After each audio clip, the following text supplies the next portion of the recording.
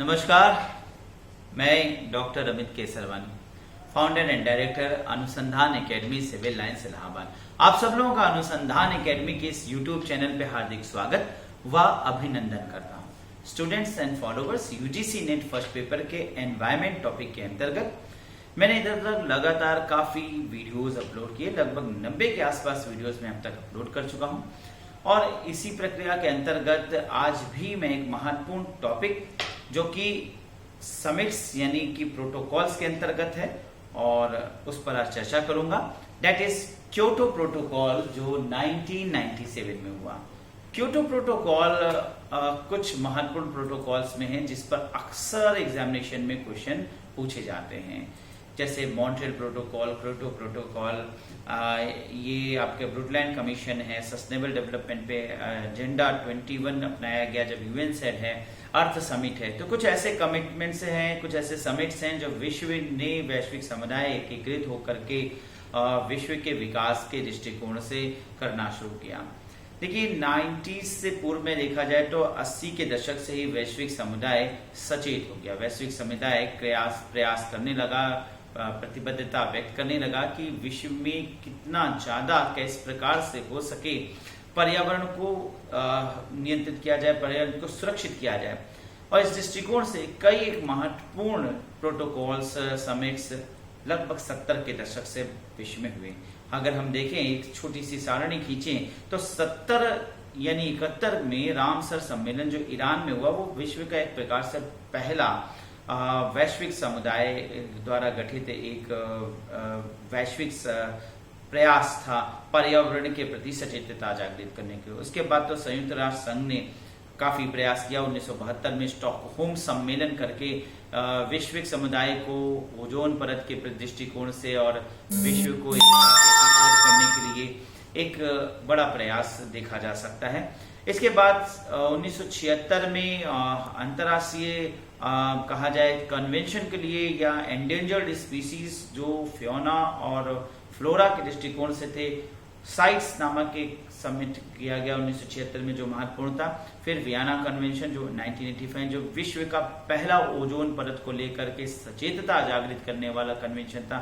साथ ही साथ इसके साथ भारत ने भी उसी एक वर्ष के बाद 1986 में पर्यावरण संरक्षण अधिनियम का गठन किया, जो कि एक अगला प्रयास था वैश्विक समुदाय को एकीकृत करने के लिए और विश्व को विकास करने के दृष्टिकोण से। भारत में जो कहा जाए भोपाल गैस त्रासदी जैसी घटनाएं थी, उन पर रोक लगाने के लिए ये एक अम्ब्रेला कह सकते हैं कि अधिनियम बनाया गया, जिसमें जल और वायु प्रदूषण कई एक चीजों को सम्मिलित कर दिया गया था।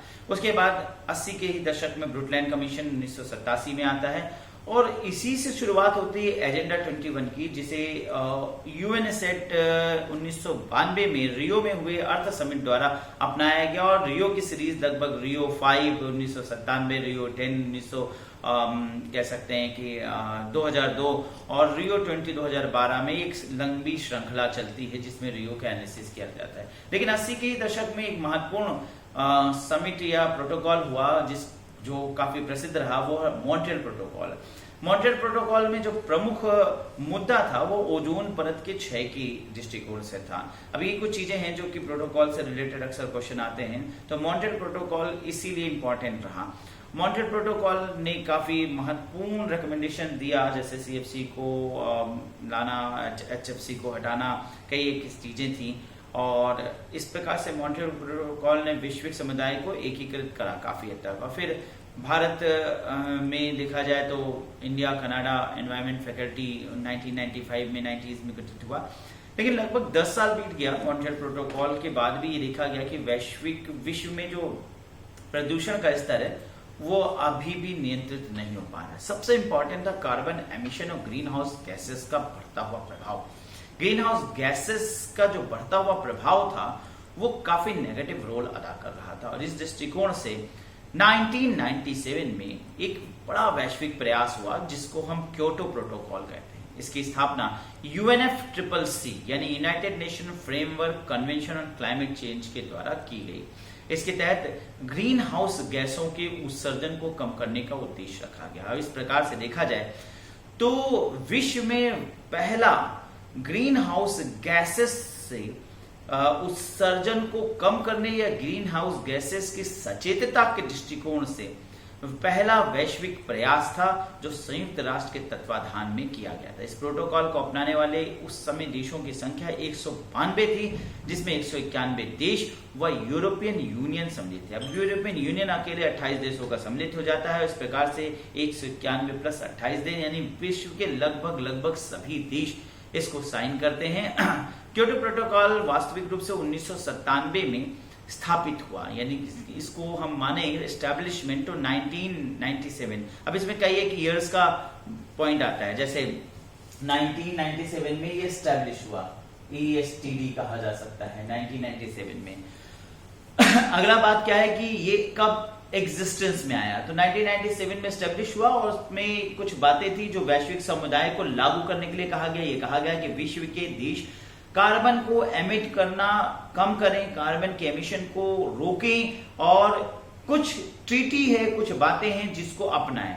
अब इन बातों को पूरी तरीके से लागू कर दिया जाएगा, यह बात रखी गई सन 2005 तक। तो इस प्रकार से अगला जो हमारे सामने आता है वो अक्सर प्रश्न के रूप में आता है कि when it came into existence, ये एग्जिस्टेंस में कब आया, अस्तित्व में, एग्जिस्टेंस तो कब अस्तित्व में आया, तो ये केम इनटू 2005, तो 2005 में अस्तित्व में आता है। अब इस प्रकार से देखा जाए तो दो क्वेश्चन आपके सामने होता है कि इसकी एस्टेब्लिशमेंट कब हुआ और ये अस्तित्व में कब आया। ठीक है, अब यहाँ पर अगला जो मुख्य बात आता है वो है कि इसमें कितने देश सम्मिलित हैं। तो मैंने भी आपको बताया कि कंट्रीज की संख्या कंट्रीज के दृष्टिकोण से 192 माना जाता है, जिसमें 191 और प्लस यूरोपियन यूनियन, और इस प्रकार से देखें तो लगभग पूरा विश्व ही क्योटो प्रोटोकॉल पर दस्तखत करता है, क्योटो प्रोटोकॉल को स्वीकारता है।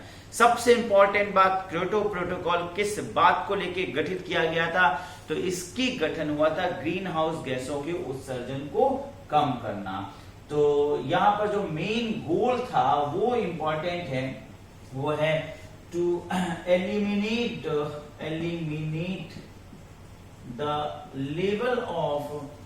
the level of greenhouse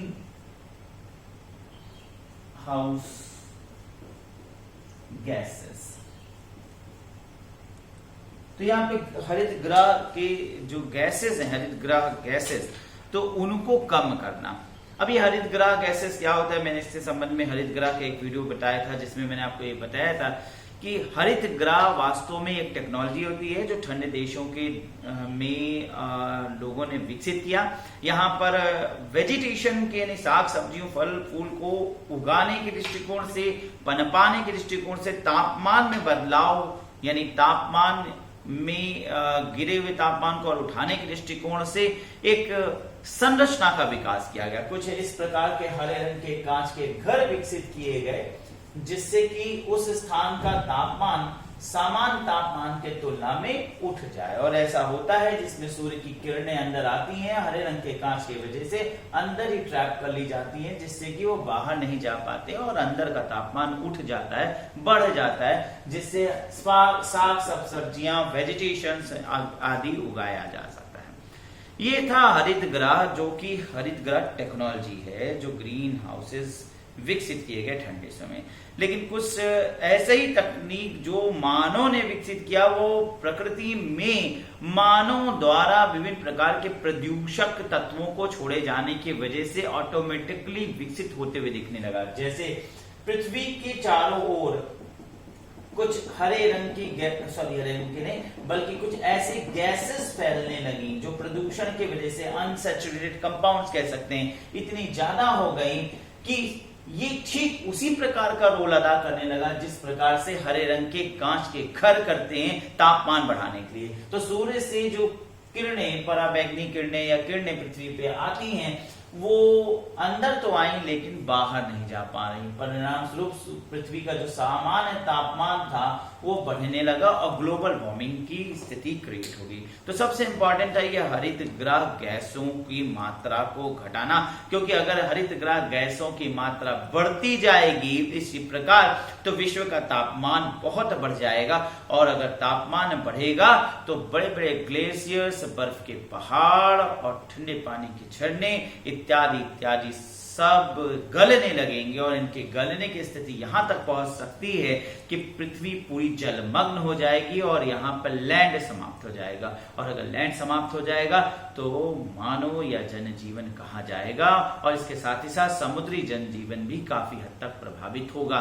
और इस दशा को काफी हद तक होते हुए भी देखा जा रहा है, जिसकी वजह से नॉर्थ पोल साउथ पोल पर रहने वाले पोलर बियर्स इत्यादि धीरे धीरे ऐसे जीव जो कि बहुत ठंड में रहते हैं वो गायब होने लगे हैं, और कुछ द्वीप लगभग 20,000 से अधिक द्वीप वो धीरे धीरे जलमग्न हो चुके हैं। और ये प्रक्रिया बड़ी तीव्र गति से बढ़ रही है। अतः वैश्विक समुदाय अगर भी नहीं सचेतेगा तो आने वाले समय में हम विश्व में सिर्फ जल ही जल देखेंगे और तापमान इतना बढ़ चुका होगा कि साधारण रूप से जीवन जी पाना मुश्किल हो जाएगी। इसीलिए वैश्विक समुदाय ने एकीकृत होकर इस महामंच का आयोजन किया, जिसमें कैसे ग्रीन हाउस गैसों के उत्सर्जन को कम किया जाए। अब ग्रीन हाउस गैसों के उत्सर्जन को कम करने के लिए जो यहाँ पर वैश्विक समुदाय एकीकृत होता है वो कार्बन के एमिशन को रोकने के लिए एकीकृत होता है।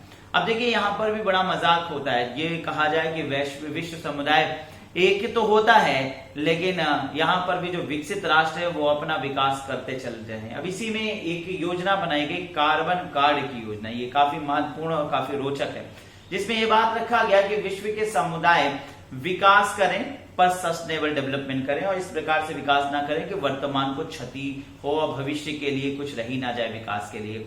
इसलिए ये देखा गया कि जो विकसित राष्ट्र है वो कार्बन का एमिशन बहुत ज्यादा कर रहे हैं, जैसे अमेरिका, रशिया, चीन, भारत भी इसमें आता है क्योंकि भारत भी काफी प्रतिशत तक कार्बन का एमिशन करता है। तो इस प्रकार से देखा गया कि 20%, 30% विकसित राष्ट्र कर रहे हैं, लेकिन जो अभी नव विकसित राष्ट्र है या अविकसित राष्ट्र है वो तो कार्बन का एमिशन बिल्कुल कर ही नहीं रहे। उनके यहाँ तो कल कारखाने फैक्ट्रियां अभी लगी ही नहीं है, तो वहां पे कल कारखाने फैक्ट्रियां लगेंगी तब उनका विकास होगा। इन सारे दृष्टिकोण से एक पैमाना तैयार किया गया, वो ये कि सभी देशों को एक मूल्य बना दिया जाए कि इससे अधिक कार्बन एमिशन आप नहीं करोगे। अब इस प्रकार से देखें तो मान लीजिए कि अगर अमेरिका है, रशिया है, चाइना है, ये देश 40% कार्बन एमिशन कर रहे हैं, तो विश्व के बाकी सारे देश 60% कार्बन एमिशन कर रहे हैं। और अगर कार्बन कार्ड लिमिट कर दिया जाए तो इस प्रकार से अमेरिका को एक प्रकार से 2 पॉइंट कार्बन एमिट करना होगा। एक एग्जांपल मान लीजिए विश्व पूरा 400 पॉइंट्स रख लेते हैं, 400 यूनिट जो है वो कार्बन एमिशन करता है, और 200 अप्रोक्सीमेट देश है, तो हर देश को 2 यूनिट से ज्यादा कार्बन एमिशन नहीं करना चाहिए। तो इस प्रकार से देखें तो अमेरिका है, रशिया है, चाइना है, सबको 2-2, और यहीं पे साउथ सूडान को भी 2। अब साउथ सूडान तो 0.1 भी नहीं करता है, लेकिन अमेरिका 23 कर रहा है। अब इस प्रकार से देखें तो अमेरिका को तो अपनी फैक्ट्रियां बंद करना पड़ेगा, रशिया को अपनी फैक्ट्रियां बंद करना पड़ेगा, चाइना को फैक्ट्रियां बंद करना पड़ेगा, भारत का भी काफी बड़ी मात्रा में कार्बन एमिशन हो रहा है, इसको भी अपनी फैक्ट्रियों पर रोक लगाना पड़ेगा। अब विकसित राष्ट्र अगर आज ऐसा करते तो भी वो विकसित बने रहेंगे, और विकासशील राष्ट्रों के तो बहुत मुश्किल हो जाएगी, और अविकसित राष्ट्र तो चलिए उनको विकास करने का रास्ता मिल जाएगा, सुलभ हो जाएगा। लेकिन इस नीति के अनुसार देखा जाए तो विकास के दृष्टिकोण से जो छोटे राष्ट्र हैं उनको मौका मिलेगा विकास के लिए। और इस दृष्टिकोण से देखा जाए इस नीति के अनुसार तो अमेरिका जैसे बड़े राष्ट्रों की तो विकास गति रुक जाएगी, लेकिन उसके बावजूद भी इन राष्ट्रों ने भी इस पर हस्ताक्षर किया, और मुख्य रूप से देखें तो ये प्लानिंग बनाने वाले भी ये विकासशील राष्ट्र है। ताजुब की बात है, सब इस पर दस्तखत करते हैं और यह बात लगती है कि भाई चलो ये अमेरिका और रशिया और चाइना और बड़े बड़े जितने विकसित और विकासशील राष्ट्र हैं वो सब कार्बन के एमिशन पे अब रोक लगाएंगे। लेकिन फैक्ट कुछ और ही निकला, वो ये निकला कि इन देशों ने दस्तखत तो कर दिया कि हम भाई 2 यूनिट्स जो है वो कार्बन एमिशन करेंगे, लेकिन इन्होंने दस्तखत करने के बाद क्या किया कि साउथ सूडान से, यूरोप से और अफ्रीका के बहुत से छोटे छोटे अंडर डेवलप कंट्रीज में जाके अपनी फैक्ट्रीज को लगा दिया, और ये हो गया कि भाई वो देश जो है साउथ सूडान है उसकी फैक्ट्रीज जो है उसके यहाँ अमेरिकन फैक्ट्रीज लगी हैं और वो जो है कार्बन का एमिशन कर रहे हैं। और इस प्रकार से इन्होंने इस एक प्रकार से अथॉरिटी हर देश को पकड़ा दी कि 2 यूनिट आपको कार्बन एमिशन करना है, चलिए मैं आपके यहाँ आता हूँ, हमारी फैक्ट्रीज आपके यहाँ लगेंगी, आपके यहाँ रोजगार भी बढ़ेगा, आपके यहाँ इंडस्ट्रियलाइजेशन होगा, आपसे मॉडर्नाइजेशन प्रोडक्शन भी बढ़ेगा और आपको बेरोजगारी दूर होगी। और इन गरीब देशों ने अधिकतर अमेरिका और रशिया और चाइना इन सब देशों के नेतृत्व में आकर के अपने यहाँ जो है कल कारखाने फैक्ट्रीज लगाने की इजाजत दी। परिणाम स्वरूप उनका कोटा जो 2 यूनिट का था वो पूरा हुआ। और इस प्रकार से देखें तो इन देशों ने अब बढ़ाकर एक अप्रोक्सीमेटली 30 और 20% यानी एक प्रकार से देखें तो और भी मात्रा में कार्बन एमिशन करना शुरू कर दिया। एक प्रकार से कहा जाए तो उल्लू बनाने वाला काम किया, यानी छोटे छोटे देशों में जाकर के अपने फैक्ट्रीज लगा लिए। यहाँ इनको सस्ते लेबर भी मिल गए, चीप प्रोडक्ट्स मिले और रॉ मटेरियल्स मिले।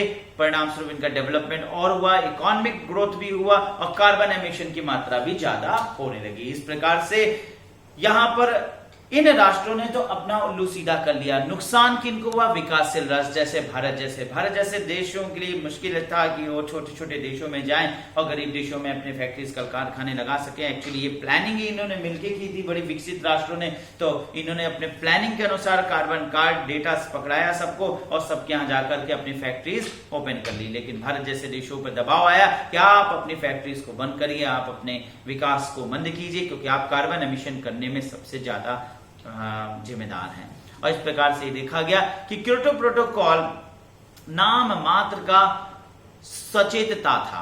वास्तविक रूप से इन्होंने अपने दृष्टिकोणों से वैश्विक समुदाय को समझा लिया और विकास को सस्टेनेबल करने के बजाय अपने विकास को और बढ़ावा दिया, जिसका परिणाम कोई बेनिफिट नहीं और क्योटो प्रोटोकॉल एक असफल प्रोटोकॉल बन गया। और 1997 से लेकर के आज 2020 यानी आप समझ सकते हैं कि 23 साल लगभग बीत गए और विकास कुछ नहीं और विश्व में कार्बन एमिशन की मात्रा काफी बढ़ती जा रही है, जिससे ग्लोबल वार्मिंग और विश्व में बहुत से ऐसी समस्याएं उत्पन्न हो रही हैं। तो आशा है कि यहाँ पे आपको बात समझ में आई होगी कि वैश्विक समुदाय एक प्रकार से सचेत तो हो नहीं रहा है और विश्व को बचाने और पर्यावरण की सुरक्षा के लिए कोई विशेष कार्य नहीं कर रहा है। तो मैं समझता हूं कि यहाँ पर आपने जो अभी मैंने आपको बताया वो काफी इंफॉर्मेटिव लगा होगा। मैं जल्दी बहुत से और भी वीडियोस अपलोड करूंगा जो कि समिट से और बहुत से प्रोटोकॉल से, जैसे बेलजियम घोषणा पत्र 2002, पीपल्स वाटर 2004 और भूरेलाल कमेटी इत्यादि जो सारे एनवायरनमेंट से रिलेटेड हैं, जिसमें और भी बहुत से महत्वपूर्ण फैक्ट्स है और international solar alliance, Paris agreement 2015 में इन सब चीजों पर बहुत से क्वेश्चन पूछे जाते हैं। तो मैं फिर आपसे मिलूंगा, तब तक आपसे विदा लेता हूं। धन्यवाद, नमस्कार।